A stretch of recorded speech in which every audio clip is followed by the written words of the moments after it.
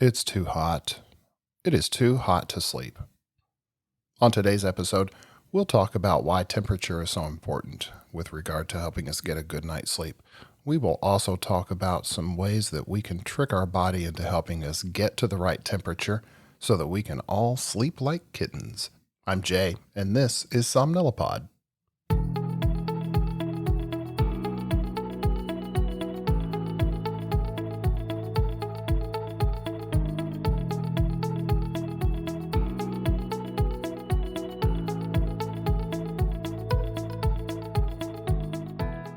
Hello, everybody. Welcome back. Boy, it is just the beginning of summer in the United States, and already it's too hot to sleep. We've all sort of switched from our wintertime bedding to our summertime bedding, and that still ends up getting kicked off into the floor because you just lay there with your eyes open, cursing the heat. So I wanted to talk a little bit about why that is and why temperature is so important to help us get a good night's sleep. And there are some things that we can do to try to trick our body or to help that process along a little bit faster so that we can all sleep a little more effectively. So we've all been there, just laying in a room that's way too warm, wide awake, just thinking, boy, if it were only cooler, I could get a good night's sleep. Now, our normal body temperature is between 97 and 98 degrees Fahrenheit. Typically 98.6 is what we have all been taught and what we have historically used as the average body temperature, but it can range between 97 and 99. Interestingly, our core body temperature needs to be a little bit below that in order for us to get to the deep, effective sleep that we need to feel refreshed during the day. So in the evenings, as the sun starts to set, our circadian rhythms kick in.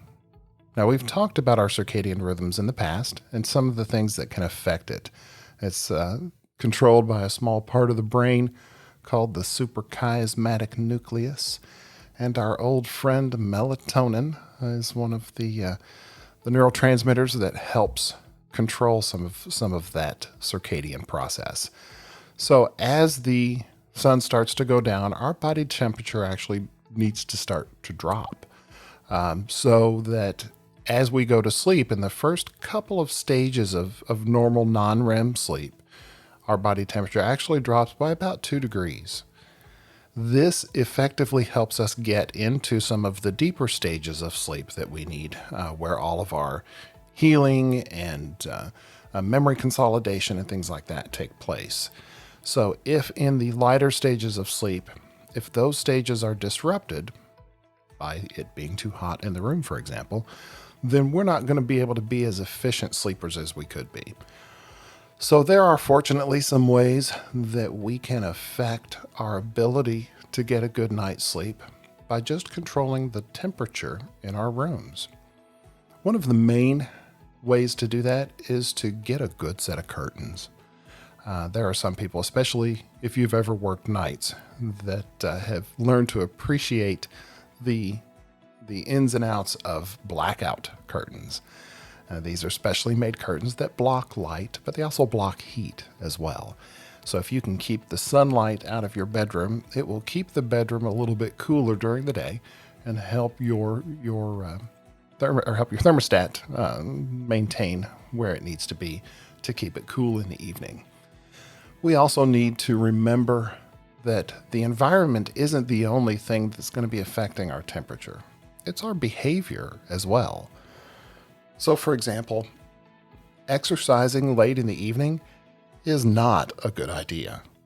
It may make you feel physically tired, make you feel fatigued, but it's actually a stimulating process.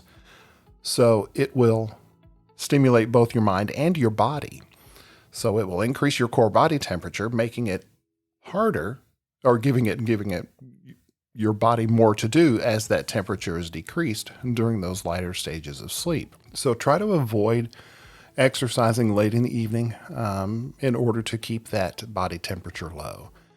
And while it may sound counterintuitive, taking a hot bath can actually help.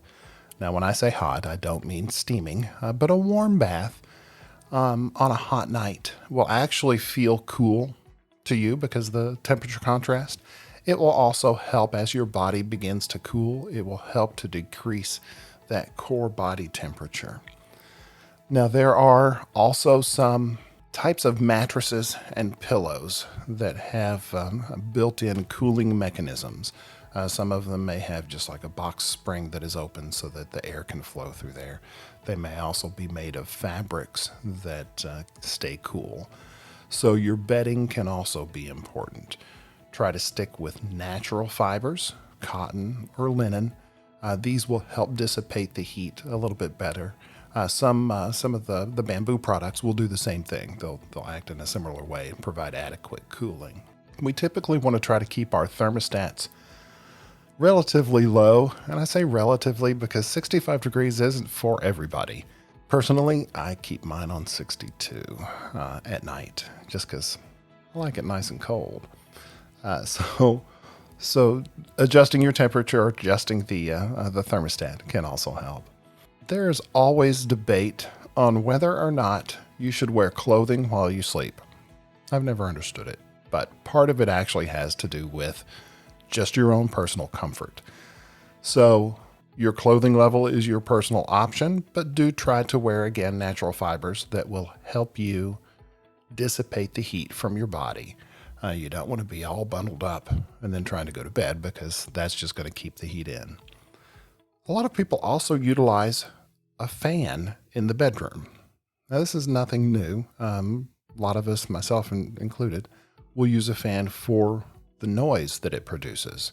I like a nice steady white noise that the fan makes. That helps me sleep. But also, keeping the air flowing in the bedroom is a good idea because that will help dissipate the heat as well.